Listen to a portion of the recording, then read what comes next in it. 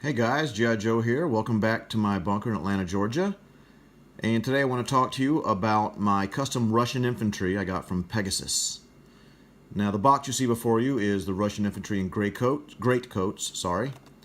And I also purchased a second box of Russian infantry, also by Pegasus. And this is them in their winter uniforms, set 2. The second set came with 34 figures, and the first set that I just showed you came in 40 figures. You can see the different poses here on the back of the first set that I showed you with 40 figures, and the second set is right here with 34 figures.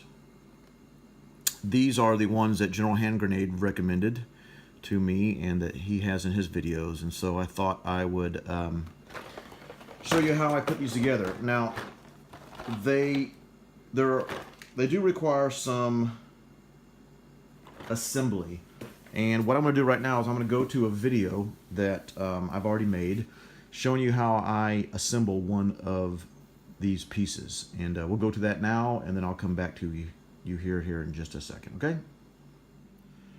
Okay guys, so I'm going to show you how to assemble these Pegasus Russian infantry. So as you can see, they come in a couple different parts here, as I was talking about earlier.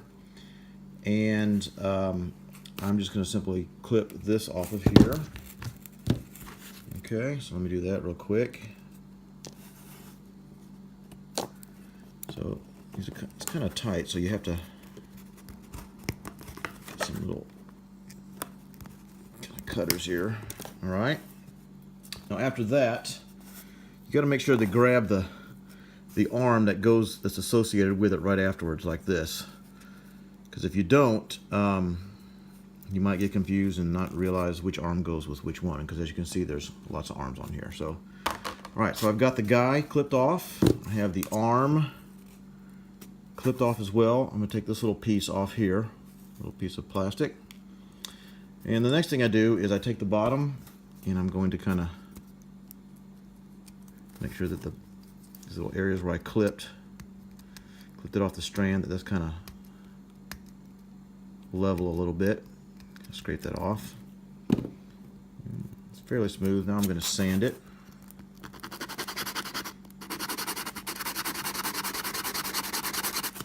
Okay. The little test stand. A little bit more here.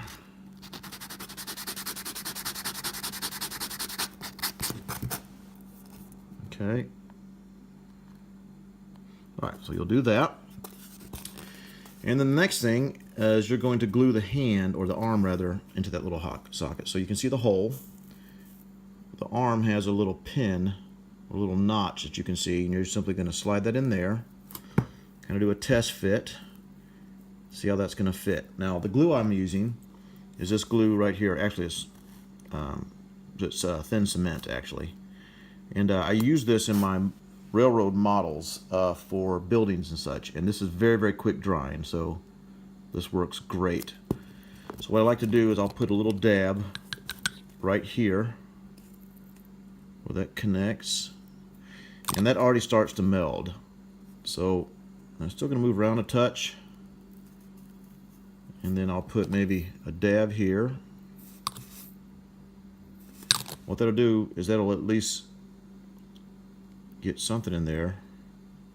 See, now that's already kind of set, right? And then I'm going to put just a little more dab right here, and one more little dab right there. So, okay, so there. That's essentially how you put those pieces together, and you can see that looks really good. That'll meld together here over time. This will be dry within just a few minutes. This cement here is pretty quick drying, so I definitely highly recommend this Tamiya extra thin cement. I got this at my local hobby store for $5.50 US dollars. So like I said, I use this on my buildings for my model railroading when I was kind of doing that a little bit, and that should be set. Yeah, still a little flimsy right now, But if I just don't touch that for a while, it's going to dry pretty quickly. So that's how you kind of assemble the Russian infantry with the arms. Okay. Okay, welcome back. Now here's that piece that I just glued, and I made that video just about 5 minutes ago, and here's that piece, and this is already together. So that glue works extremely well, or the cement rather. And look, I'm wiggling the gun, and this is already, simply within 5 minutes, has already solidified. So I highly recommend that cement if you can find it at your local hobby store. So let's take a look at some of these pieces. All right, over here on the left side, I have the pieces from the first box I showed you, which is the great coats, which would be right here. So I just thought I'd show you some of these individual pieces. And I love these pieces. In fact, thus far, these might be my favorite. I love all the bases are very, very wide, so that they're going to stand nice and sturdy. The weight of these is like out of box, like I talked to you about on some of the other pieces, unlike the Airfix, which tend to be a little bit lighter. I love the rifle slings that you see on these a lot. It has a nice bit of detail. So these are fantastic. Of course, I'm going to have to paint these, but we'll talk about that in a second. I mean, these are just amazing. I may not have time to show you every single one of these, but these are going to look great on my board. Of course, here's a little guy, kind of. Now, each one of these had only one thing to glue on, really. Like this guy, you had to glue on the left arm, but the right arm was already solid. So it's really not that much work. I think it doesn't take any more than a couple minutes on each piece, maybe 2 to 5 minutes. I guess depending on what kind of glue or cement you have. I'll try not to show you every single one of these because I think I made multiples of each, but just to give you an idea. Like here, the right arm had to be glued on, the left arm was already there. Of course, you got a guy surrendering here. I guess I'll keep this on Moscow, or pull him out on Moscow if the Germans ever get close. This one's kind of cool. You see the ammunition on the top there. Let's see here. This one guy's kind of running towards the battle. Actually, this is in the wrong set. This should be over here on this set, which is the winter dress set 2. But again, the rifle slings are amazing. Now this guy had to put on both arms. So, but again, it just took an extra 1 or 2 minutes. Not a big deal. This little commander here came in one piece, so did not have to glue anything onto this guy. I just kind of clipped him off the bottom and sanded it like I showed you in my video, and he was good to go. So there's that one. Some of these, of course, I've already shown you, but that's kind of cool. I mean, the rifle slings just really bring in awesome detail to this. I think in the German troops, there's more detail on the actual body, you know, with bags and ammo belts and grenades and such. But with these Soviet troops, the detail of the rifle sling and the rifles and machine guns just kind of make them come to life, give it more dimension.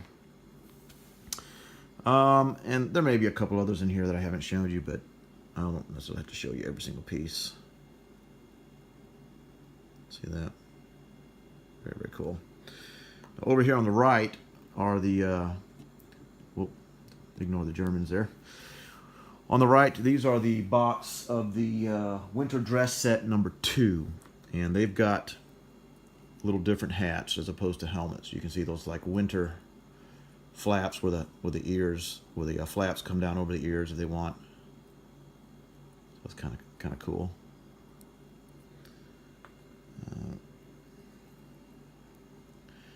Now, if you've seen my German video, I do have a Pegasus set.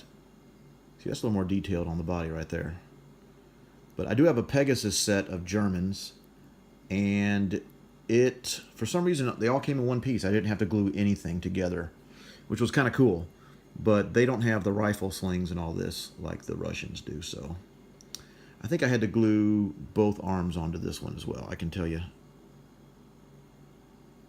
Yeah, I think I had to glue both arms on this. Here's another commander. Kind of bringing his troops on. He's got some binoculars there. That's kind of cool. Again, I think the detail on the body might not be quite as detailed as the Germans, but this is very, very good. I like the weight, as I said earlier. It's kind of a little different crouching pose, which I kind of think is cool. There we go.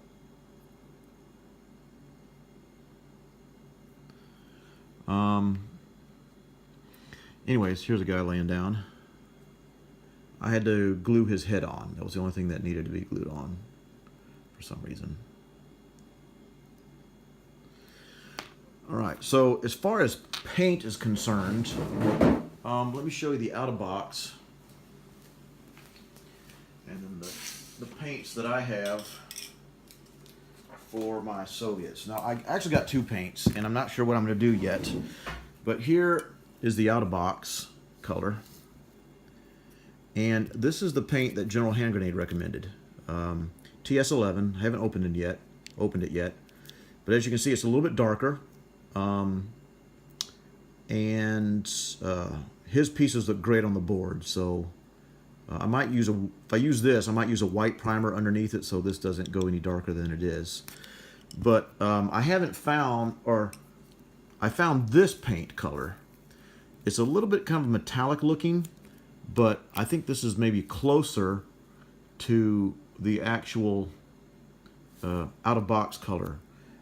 What I'm trying to do is keep from having to paint all my pieces, but that's what I have to do. It's what I have to do.